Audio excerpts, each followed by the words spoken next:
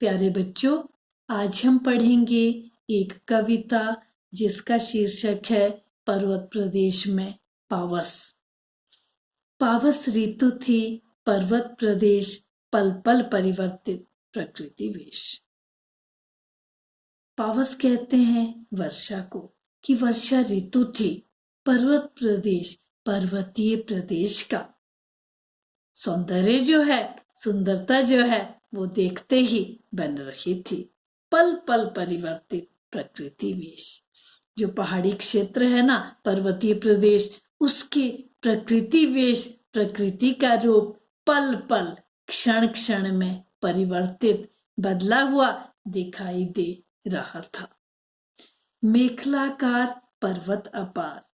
मेखलाकार कहते हैं गोलाकार को या मंडलाकार को, कि गोलाकार पर्वत जो हैं वो कैसे हैं? अपार, असंख्य हैं।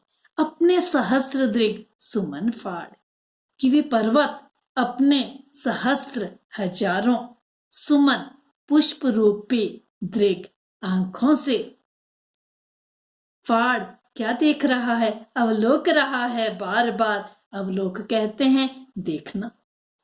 नीचे जल में निज महाकार, कि नीचे जल में अपने महाकार विशाल आकार को बार बार अवलोक रहा है, बार बार देख रहा है। यहाँ कवि क्या कह रहे हैं कि गोलाकार पर्वत हैं और कैसे हैं? असंख्य हैं। वे पर्वत अपने हजारों पुष्प रूपी आंखों को खोलकर नीचे जल में अपने विशाल आकार को देखने में लगा हुआ है। जिसके चरणों में पलाताल दर्पण सा फैला है विशाल। आगे कवि क्या कहते हैं कि जिसके चरणों में, उस पर्वत के चरणों में पलाताल, तालाब जो है वह पर्वत के चरणों में स्थित है। दर्पण सा फैला है विशाल। वह तालाब कैसा है? दर्पण सा। कि क्या कहा कि वह दर्पण सा फैला है विशाल, कि जिस तरह से दर्पण होता है ना शीशा, उसी तरह से वह विशाल है। और दर्पण में जिस तरह से प्रतिबिंब देखा जा सकता है, उसी तरह से उस तालाब के पानी में भी पर्वत अपने प्रतिबिंब को देख रहा है। और पर्वतों पर बहुत सारे पुष्प भी खिले हुए हैं। आगे देखिए क्या कहते हैं कवि। गिरि का गौरव गाकर झरझर, मद में नस नस उत्तेजित कर, मोती की लड़ियों से सुंदर झरते हैं झाग भरे निर्झर। कवि क्या कह रहे हैं कि गिरि का गौरव गाकर, निर्झर, निर्झर कहते हैं झरने को, कि गिरि का गौरव, पर्वत की गौरव महिमा गाकर झरझर, कि झरने जो है झरझर करके बहते हैं।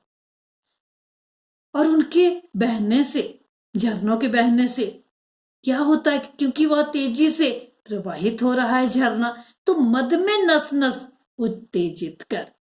क्या कह रहे हैं यहाँ कवि कि मद में नस नस उत्तेजित कर, कि मद में, मस्ती में, नस नस रग रग को उत्तेजित कर देने वाली जो है उनकी आवाज है झरनों की। और कैसे लगते हैं वो? मोती की लड़ियों से सुंदर झरते हैं झाग भरे निर्झर, कि झाग से भरे हुए निर्झर झरने जो हैं वो मोती की लड़ियों के समान सुंदर जो है दिखाई देते हैं, जब झरझर करके वो झरने बहते हैं। गिरिवर के उर से उठ उठकर उच्चाकांक्षाओं से तरुवर हैं झांक रहे नीरव नभ पर, अनिमेष अटल कुछ चिंता पर।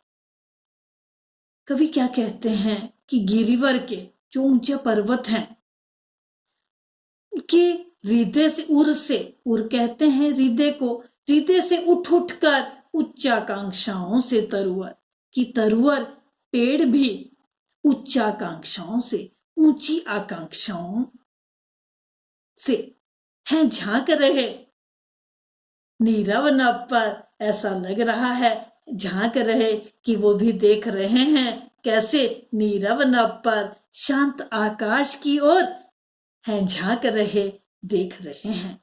पर किस तरह से देख रहे हैं? अनिमेष, एकटक, अटल, स्थिर, कुछ चिंता पर, लेकिन कुछ चिंतित दिखाई दे रहे हैं। उड़ गया अचानक लो भूधर, फड़का अपार पारद के पर। अब कवि क्या कह रहे हैं कि उड़ गया अचानक लो भूधर, कि अचानक खूब जोरों से वर्षा होने लगी, और जब वर्षा हुई ना, उड़ गया अचानक लो भूधर, भूधर कहते हैं पहाड़ को। तो क्या कह रहे हैं कि जब तेज बारिश हुई ना, मूसलाधार बारिश, तो क्या हुआ कि बादलों ने सभी पर्वतों को ढक लिया है। फड़का अपार पारद के पर, फड़का उड़ गया हो, क्या अपार पारद के पर, पारद के पर हुआ पारे के समान धवल एवं चमकीले पंखों को फैलाकर।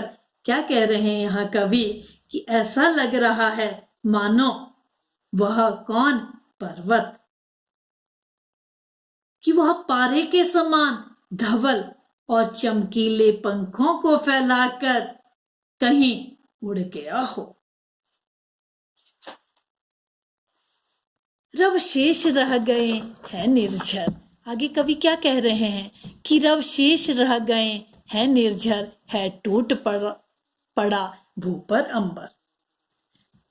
कवि कहते हैं कि रव शेष रह गए हैं, रव कि केवल आवाज ही, किसकी?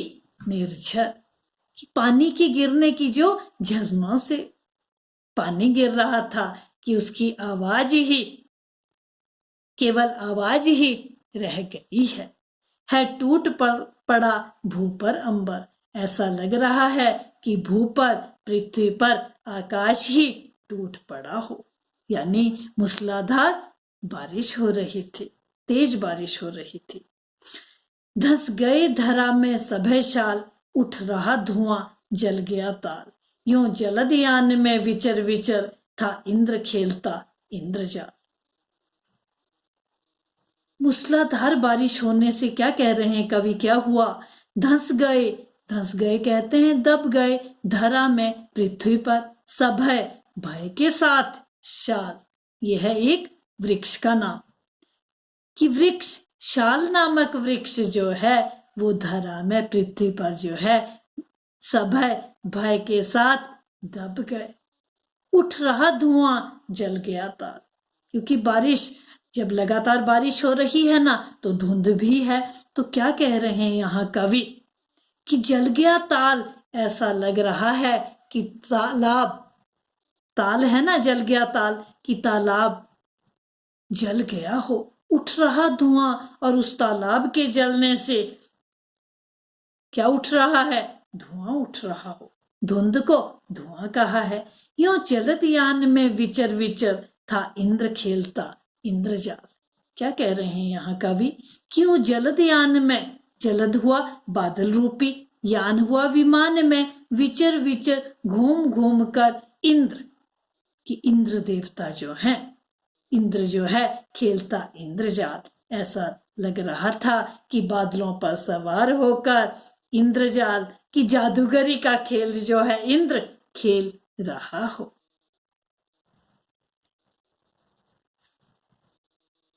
उम्मीद करती हूँ कि आपको पर्वत प्रदेश में पावस कविता समझ आ गई होगी। अपनी वाणी को विराम देती हूँ। स्वस्थ रहें, मस्त रहें। Thank you boys.